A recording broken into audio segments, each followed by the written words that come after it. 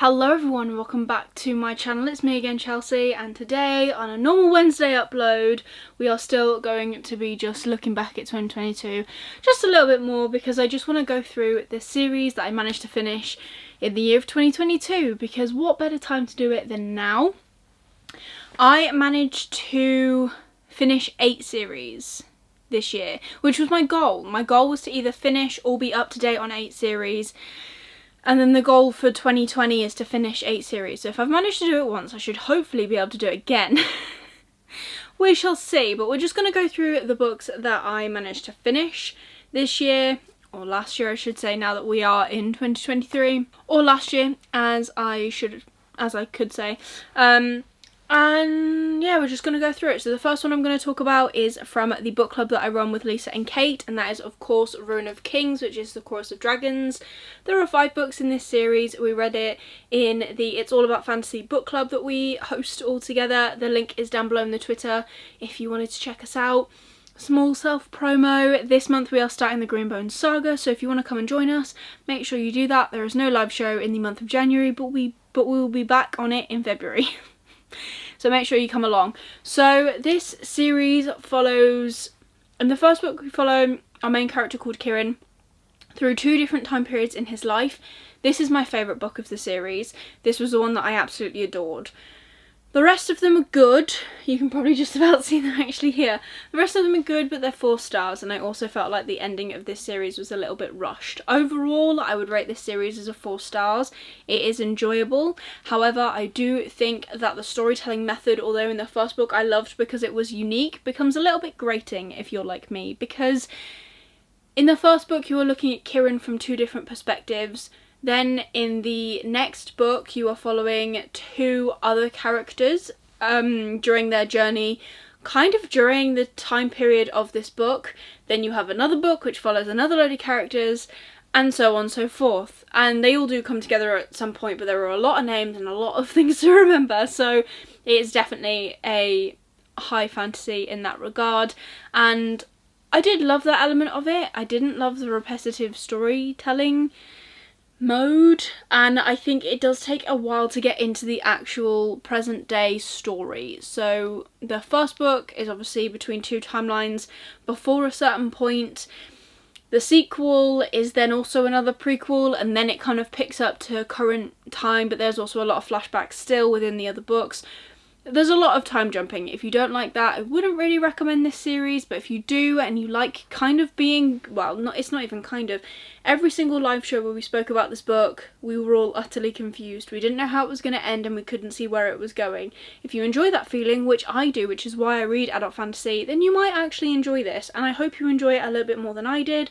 Like I said, first book, 5 stars. Absolutely loved it. Rest of them, eh. But yeah, so this was one series that I managed to finish in the year of 2022. Now, these books are in no particular order as to how I actually managed to finish them, because I can't remember, and I could go through my cool pile and be specific, but I'm not feeling like that. So the next book and series I'm going to talk about is Renegades by Marissa Meyer. I managed to finish this trilogy in the year of 2022. And this one is YA, and it is like a superhero story, so you're following 2 different points of view. One is Nova, and she is an anarchist, which are the bad guys, and then you're also following Aiden? I think it's Adrian. It's always Aidens and Adrians that I get muddled. You're following Adrian, who is a renegade, which is a so-called good guy. And years ago, there was this whole uprising of anarchists, and the renegades swooped in and saved the day. And then they set up this superhero program, essentially, for kids with powers to come and train and be superheroes in their own right and do patrols and keep the city safe. That is the idea. Now, Nova lost her family in the raids during the period of anarchy. I think it's something like that. The Age of Anarchy is what it is called. And she is still an anarchist, and they're trying to figure out how to like infiltrate the renegades and bring them down. Adrian also lost someone in the Age of Anarchy, but they don't really... I like how this book works, right? Because within all of the books, they kept me hooked for a YA. Like, I was actually quite involved and I was quite interested. I think it helped that I had the audiobooks and that it was during my long commutes, because I actually spent like an hour and a half at a time listening to this book, and I really liked it. I love also the fact that there are, although everyone is in a parameter of good or bad guy, there are no actual good or bad guys. Everyone has a grey area. Adrian is doing things which is putting him in danger that his parents wouldn't necessarily agree with, and Nova's doing things that obviously the Renegades wouldn't agree with because she is an anarchist, but they don't know, and all these things. It was good. It's really great. I would definitely recommend it for a YA audience. Obviously that's who it's intended for, but also if you're like me and you do still like the YA genre, like, I don't think you're ever too old to read a YA and enjoy it. Like, it's not a thing. Then definitely give this a go, because I really enjoyed it, and I just have a bit of a soft spot, I think, for Marissa Mayer books, so I will probably continue to read her books until I find stuff that I no longer enjoy. So that's the plan. But I enjoyed reading this trilogy. Next we have The Extraordinary Adventures of the Athena Club, which I'll put a cover here because I don't own it. Again, listen to it all audibly. It took me about 2 years, I think, to finish this trilogy. I started it back in 2021, I believe, and didn't finish it until 2022. I kind of finished the second book. Yeah, so the second book is the biggest in the series, and it's like 700-800 pages. It's pretty chunky, to be fair, especially for a YA, and I then fell back in love with it. I kind of lost it a little bit, then fell back in love with it and really enjoyed it. So this series follows a group of girls whose parents, well, fathers, are all part of this secret society where they do experiments on their children. And this is the result. You've got a range of children from different people from like history and story. You have the daughter of Frankenstein, essentially, the daughters of Dr. Jekyll and Dr. Hyde, who are still perceived as one person as in the book, but obviously the personalities differ, which is quite interesting. And there were some other really interesting characters who I had never heard of before, one being Professor Monroe, I believe. And it was all really interesting. I really enjoyed it. I also like how the story is told. I don't think I would necessarily go back and reread it in an audio fashion, because it is the sort of story that has notes written on the side of it. So when you're going through and listening to the audiobook, it'd be telling the story, and then one of the voices would butt in from one of the characters to say, no, that's not quite right, or why did you make me sound like that, and I didn't do that. And it's really nice, and I think it would be good in a reading format, but in an audio format it did throw me off a little bit because they just kept chiming in and it was a little bit messy to my ears, if that makes sense. But that's just a personal preference, obviously. So if you can hack that and you want to try that, then you do you and you enjoy it. But again, another YA that I thought was absolutely fantastic. I absolutely loved it. I think I gave the whole series 4 stars in total, and I don't know, there was just like obviously something missing a little bit to not have 5 stars, but maybe that was because it was YA, I don't know. But I really enjoyed it, I enjoyed listening to it, and I'm glad I managed to finish it. A fun little series that I managed to finish right at the start of the year, I do remember this, is the Tea Dragon Society, which is a selection of 3 books, all featuring around these adorable little tea dragons, and you can make tea from their leaves, which is very cool. The books carry on in 3 different times, so I think like one is present day, one is the past, and one is the future, like that sort of vibe, and they're just really adorable. 4 stars, loved them, very cute, very easy to read, quite fluffy as well, which I needed at that point because I was quite sick at the start of last year. But I would recommend it, good vibes. There's nothing really more to say to it, there's no like big story points. It is literally just a little cute graphic novel about tea dragons. An indie fantasy trilogy that I absolutely adore, Exploring Chronicles by D.W. Ross. Again, a 4-star series. Loved this. I talk about this a lot in many things. If you haven't seen my best books of 2022, I'll link it up here for you, make sure you go check it out. I drool about this book quite a lot. This book follows a range of characters, mainly one called Ogolf, and throughout the rest of the series we then get more points of view and we get more context and character development. So the first book mainly follows Ogolf, who has to flee his village with a group of other people that he has grown up with because they are threatened with an invasion.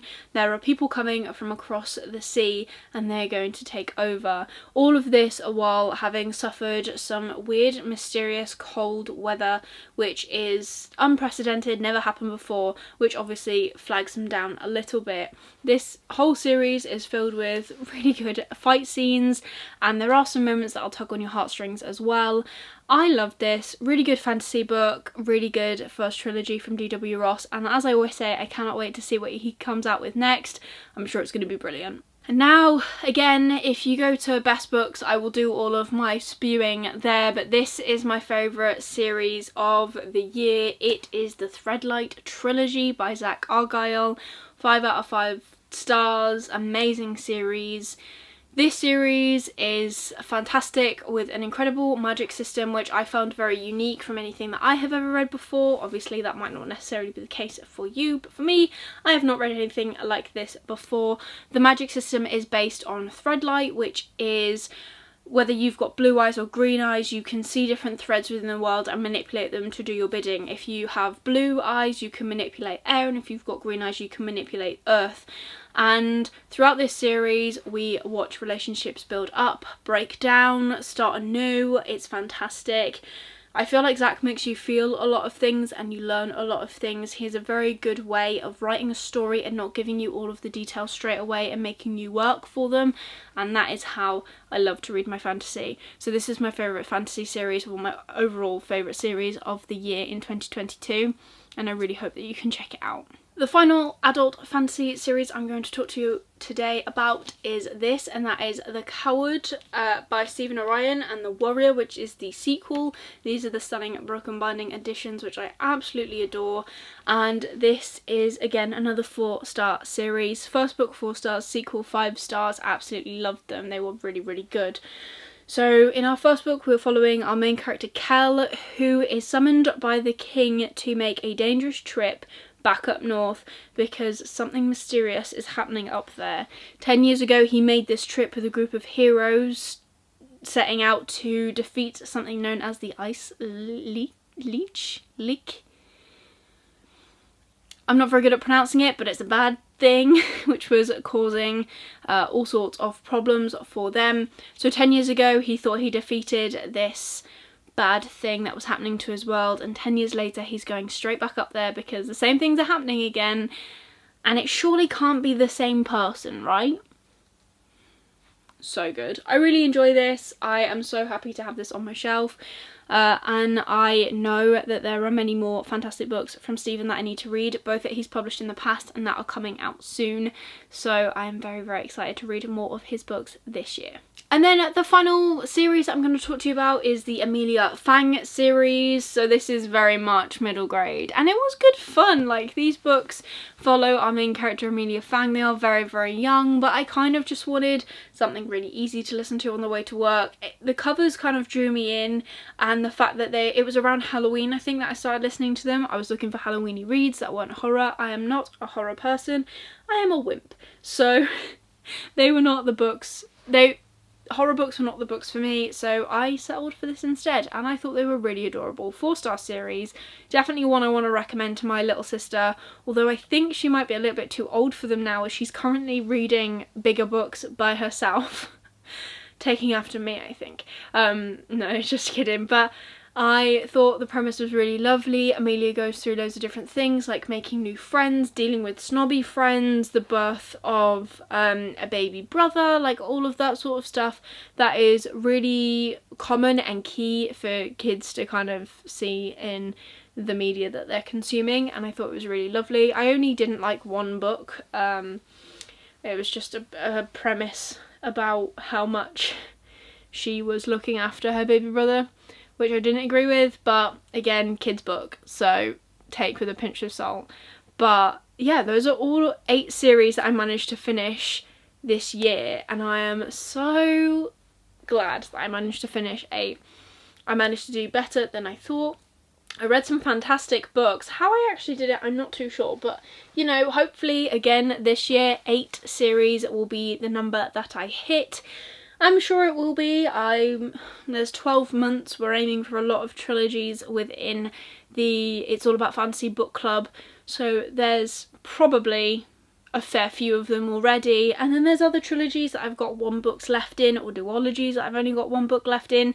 I just need to crack on and read, so that is the push that I'm giving myself this year. But otherwise, that is everything for today's video. I hope you've enjoyed it. If you have, please give it a thumbs up, really supports me on my channel. Leave me a comment down below of a series that you managed to finish, and should I read it, I want to know. If you want to just leave me a emoji rather than a comment, leave me... oh, I don't know actually. Leave me any light emoji, like the bonfire thing or a light bulb, anything that you associate with light. Leave it down below. The sun is also a good one, just to let me know that you were here. If you want to see more of me, please consider subscribing down below and ring that notification bell to get notified every single time I upload new videos. I am back to uploading every Wednesday and Sunday, so be sure to stick around for more bookish content from me. But otherwise, that's everything for today's video. I hope you're having an amazing time, and I will see you soon in the next one. Bye.